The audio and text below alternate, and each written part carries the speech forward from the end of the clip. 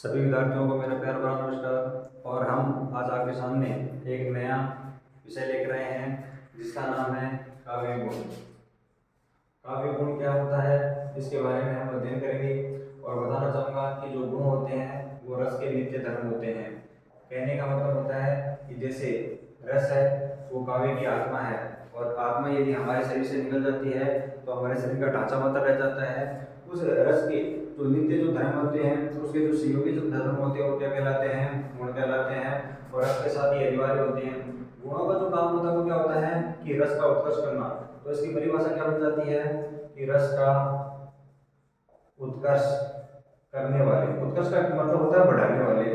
तो रस का उत्कर्ष करने वाले जो तत्व होते हैं, रस का उत्कर्ष करने वाले जो तत्व हैं उनको हम क्या कहते हैं? काव्य गुण कहते हैं। अब हम बात करेंगे, बस परिभाषा इतनी है कि यदि बात ऐसी आ जाए कि काव्य का उत्कर्ष करने वाले, काव्य का उत्कर्ष करने वाले जो तत्व होते हैं वो क्या कहलाते हैं? तो वो कहलाते हैं अलंकार। ये चीज ध्यान में रखना। गुण होते हैं वो रस का उत्कर्ष करते हैं, रस के सौंदर्य में वृद्धि करते हैं, जबकि जो अलंकार होते हैं वो काव्य के सौंदर्य में वृद्धि करते हैं, काव्य का उत्कर्ष करते हैं। इस बात का विशेष ध्यान रखेंगे। अब इसके अलावा हम अध्ययन करेंगे कि जो काव्य गुण होते हैं ये प्रमुख रूप से कितने प्रकार के होते हैं? 3 प्रकार के होते हैं। अब ये 3 काव्य गुण कौन कौन से हैं तो इनके बारे में मैं आपको एकदम संक्षिप्त में जानकारी देना चाहूंगा। एक होता है अपना प्रसाद गुण, एक होता है अपना माधुर्य गुण, और एक होता है अपना ओज गुण। ये मैंने आपको बता दिया था कि जो प्रसाद गुण है वहाँ पर पांचाली रीति होती है, जहाँ पर माधुर्य गुण होता है वहाँ पर वैदर्भी रीति होती है, और जहाँ पर ओज गुण होता है वहाँ पर गौड़ी रीति होती है। प्रसाद गुण के बारे में हमने अध्ययन किया था और हमने बात की थी इसके शाब्दिक अर्थ के बारे में। शाब्दिक अर्थों के बारे में यदि बात की जाए तो प्रसाद का शाब्दिक अर्थ होता है प्रसन्नता। बात की जाए माधुर्य की तो माधुर्य का मतलब होता है मधुरता, या इसको हम जैसे भी कह सकते हैं कि शहद जैसा मीठा। क्या कह सकते हैं? शहद जैसा मीठा। ये भी किसका अर्थ है? अपना माधुर्य का। ओज की यदि बात की जाए तो ओज का शाब्दिक होता है दीप्ति, कांति या चमक। तो ये इसके जो शाब्दिक अर्थ हैं, इन शाब्दिक अर्थों के बारे में हमने अध्ययन किया। अब हम बात करेंगे कि ये जो प्रसाद गुण है, माधुर्य गुण है, ओज गुण है, ये कहाँ कहाँ पर होते हैं? तो ये 3 प्रकार की अपने काव्य गुण हैं, और प्रत्येक गुण में कौन कौन सी रीति होती है इसके बारे में हमने अध्ययन कर लिया। अब बात करते हैं काव्य गुणों के अंतर्गत। तो 3 प्रकार के एक साथ में आपको फिर से लिख रहा हूँ। सबसे पहले है प्रसाद गुण।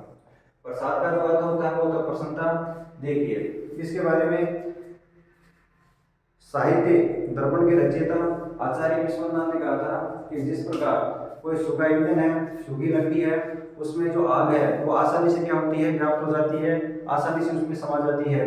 कोई सूखा वस्त्र होता है, उस सूखे वस्त्र में जो जल होता है वो आसानी से समा जाता है। इसी प्रकार से जब कोई काव्य रचना उसका अर्थ यदि पाठक के मन में आसानी से समा जाता है तो वहां पर कौन सा गुण होता है? प्रसाद गुण होता है। तो हम इसको ऐसे भी लिख सकते हैं कि यदि किसी रचना को पढ़ते ही उसका अर्थ समझ में आ जाए, किसी रचना को पढ़ते ही, किसी रचना को पढ़ते ही उसका अर्थ समझ में आ जाए, किसी रचना को पढ़ते ही उसका अर्थ समझ में आ जाए तो वहां पर कौन सा गुण हो जाएगा? अपना प्रसाद गुण हो जाएगा।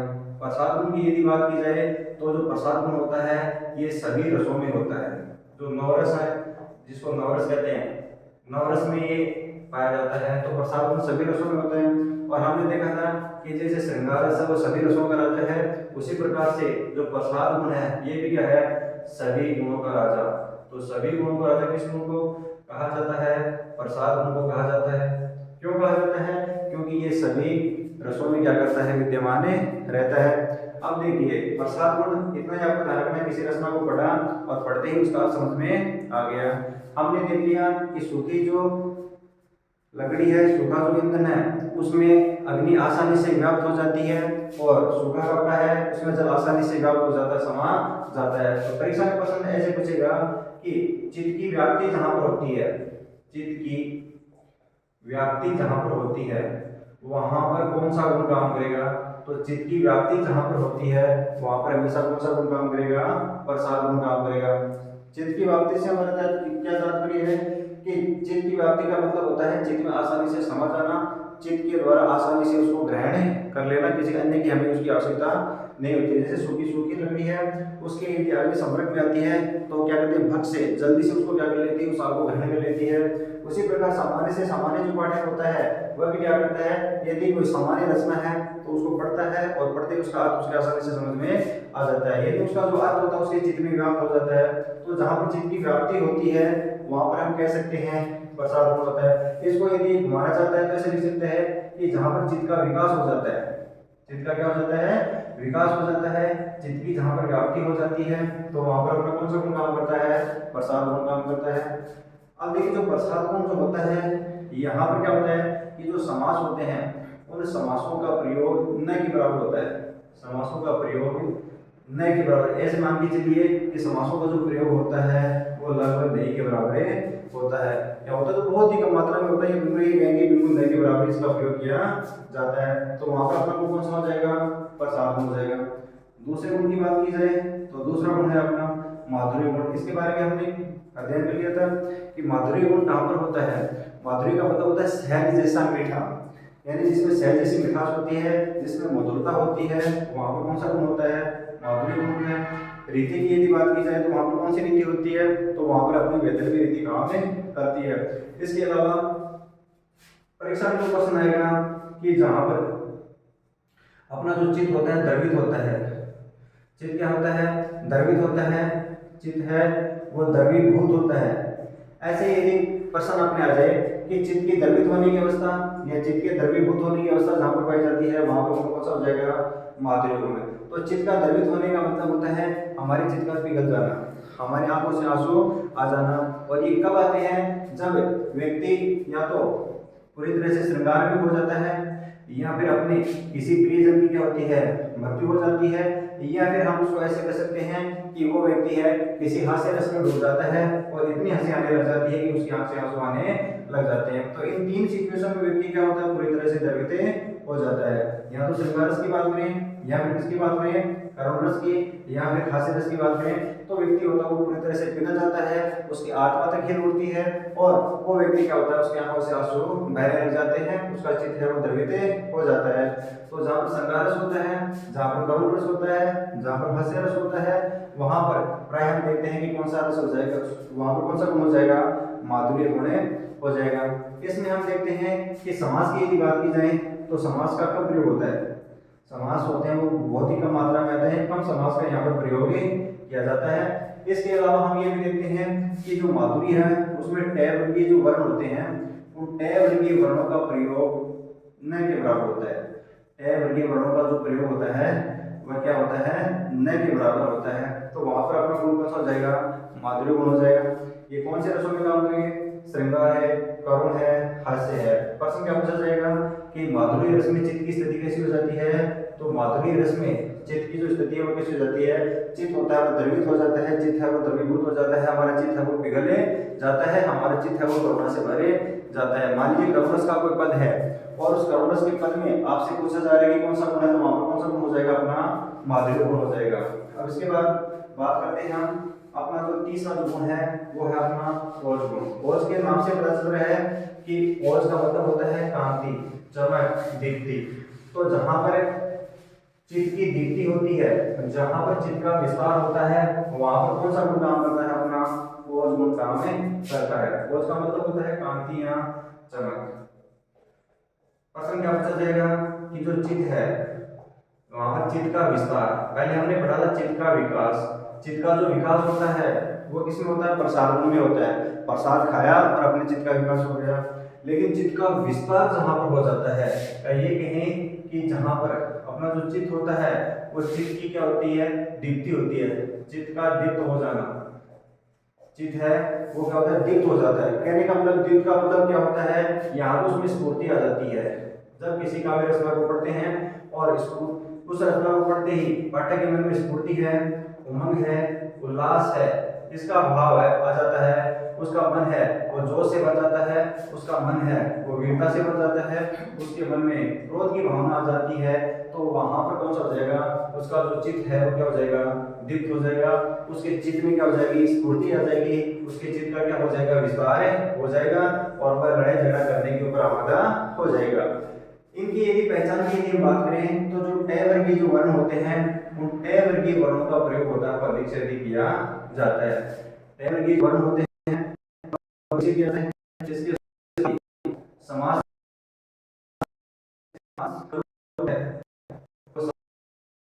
यहाँ पर अधिक से अधिक किया जाता है। इसके साथ ही हम देखते हैं कि यहाँ पर जो परुष है, परुष का जो कठोर वर्ण होते हैं कठोर वर्णों का प्रयोग किया जाता है। इसके साथ ही संयोजन है उनका अधिकतर किया जाता है। इसके अलावा द्विवर्णों का प्रयोग होता है वो अधिकतर से किया जाता है। इसके अलावा रेफ जो ध्वनि है उनका प्रयोग ज्यादा से ज्यादा किया जाता है। ऐसी चीजें आपको देखने को मिलती हैं। यहाँ पर कठोर वर्ण ज्यादा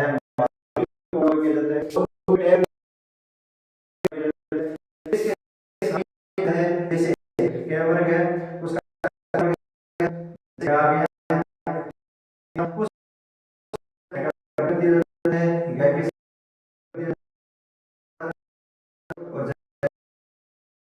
यानी एक जाता है तो इससे और पहुंच जाएगा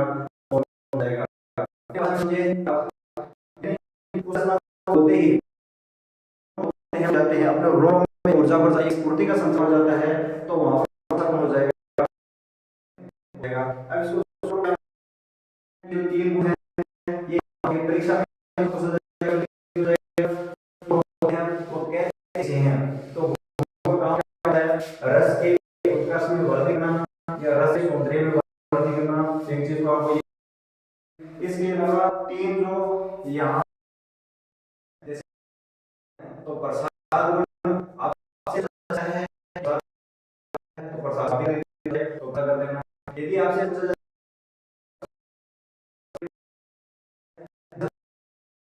उसका आसान से जो रचना करते हैं वहां कौन सा होता है प्रसाद कहां पर है तो ये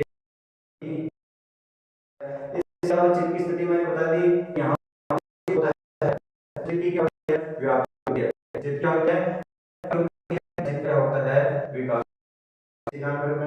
इसके बाद अभी हमने बात की थी तो माधुर्य का सामने होता या फिर हम ऐसे कहते हैं कि शहद जैसा शहद जैसा इसके अलावा माधुर्य जो होता है क्या होता है मुझे या फिर पाया जाएगा पाया जाएगा। इसके हम बात करें तो यहाँ तो माधुर्य क्या होता है चित्त होता है वह द्रवित हो जाता है या चित्त क्या हो जाता है द्रवीभूत हो जाता है और कौन सा जाएगा माधुर्य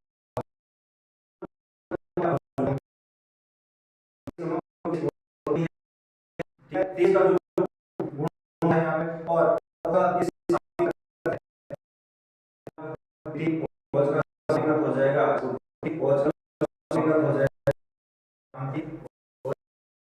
हो जाएगा इसके साथ ये विरस में होता है भयानक में होता है ये किस में विभ्रम होता है इसके साथ ये किस में होता है हमारा तो ये मेरा होता है कि ओज गुण है और भी इन चारों में सबसे है आपको कर्म यानी इसका जो अवरोही कर्म अवरोही करना है और कमेंट्स बॉक्स में लिखना जरूर है कि ओज गुण है इस कर्म में क्या होता है ऐसे ज्यादा कौन से रस में गुण होता है अब ये जो है इसके बारे में आपको बता दिया। अब हमें कुछ है यहाँ पे चित्र की कैसी होती है तो यहाँ पर है उस चित्र होता है विशाल होता है या फिर उस चित्र की यहाँ पर दीप्ति होती है तो कौन सा अपना तो इस देखेंगे कि ऐसा अर्थ में आप देख सकते हैं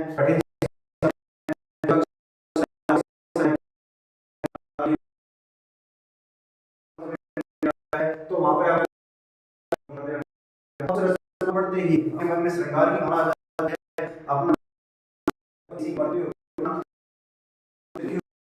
आप क्या करना है, वहाँ कर देना है। तो ये यहाँ पे देखेंगे और देती है, यदि हमारे बच्चा का है सब्सक्राइब करें।